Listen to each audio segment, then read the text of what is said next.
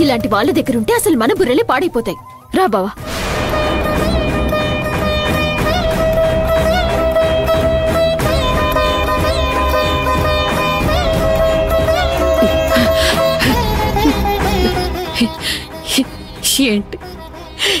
ఏంటే వీడు? ఏం జరుగుతుంది ఇంట్లో? ఏ విషయంలోనైనా సరే చివరికి దాని మాటే పై చేయి అవుతోంది. రాఘవ దాని మాటే నమ్ముతున్నాడే. ఎగరని అమ్మా, ఎంతకాలం ఎగురుతుందో మనము చూద్దాం.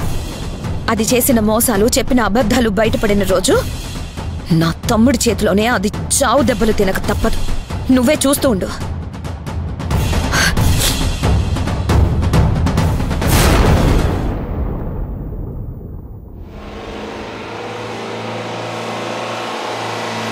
ఏవండి, ఇడ్లీ వేయండి.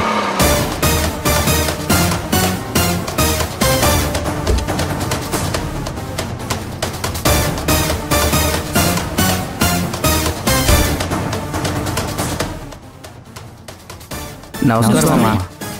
నమస్కారం. కూర్చోండి కూర్చోండి.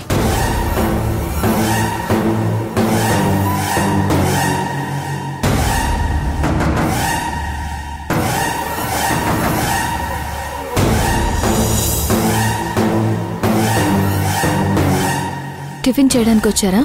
టిఫిన్ చేయడానికి కాదు, నీతో మాట్లాడడానికి వచ్చాను. నాతో ఏం పని? రా, అక్కడ కూర్చుని మాట్లాడుకుందాం. నాకు పనుంది. నాకు నీతో పనుంది. అవసరం లేదు. మీరు కనిపిస్తే 10 మంది రావడం, మీ మంచితనం అనే ముసుగుని వాళ్ల ముందు ప్రదర్శించడం నా వ్యాపారానికి అడ్డవుతుంది. సరే, నేరుగా విషయం మాట్లాడదాం అంటావు, అంతే కదా? అవును. చెప్పేదే ఉంది, తెలిసిన విషయమేగా.